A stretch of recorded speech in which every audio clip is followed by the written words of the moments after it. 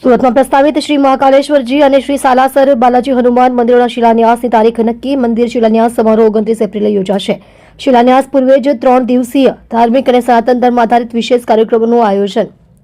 શિલાન્યાસ સમારોહને લઈને પત્રકાર પરિષદ સફળતાપૂર્વક સંપન્ન. પ્રિન્ટ, ઇલેક્ટ્રોનિક અને ડિજિટલ મીડિયાની મોટી હાજરી. ઉજ્જૈનના શ્રી મહાકાલેશ્વર મંદિરથી મહારાજ શ્રી પ્રદીપજી શર્માની વિશેષ ઉપસ્થિતિ. મંદિર નિર્માણ અને ધાર્મિક આયોજન અંગે વિગતવાર માહિતી આપવામાં આવી. મંદિર સનાતન સંસ્કૃતિના પ્રચારનું મહત્વપૂર્ણ કેન્દ્ર બનશે. મહારાજ શ્રી આયોજકો દ્વારા તમામ ભક્તોને પવિત્ર कार्यक्रम जोड़ावा अपील. बहुत सारे मंदिर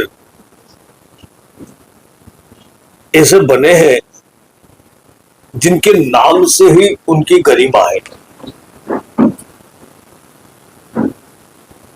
रामेश्वर भगवान के मंदिर हिंदुस्तान में बहुत सारे जगह पे रामेश्वर नाम से होंगे.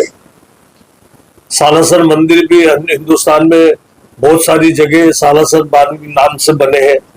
कलकत्ता में बने हैं, अकोला में बने हैं, सूरत में खाटू श्याम जी का मंदिर यहाँ जो बना हुआ है वो भी खाटू श्याम जी मंदिर के नाम से बना हुआ है. इस पूरी अखिल ब्रह्मांड के 3 खंड हैं. 3 खंड है जो हमको दिखते हैं, आकाश, पाताल और पृथ्वी.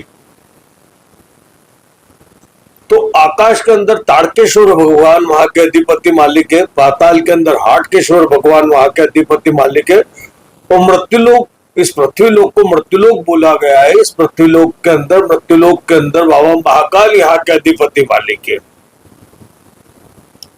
तो आकाशे ताड़का लिंगम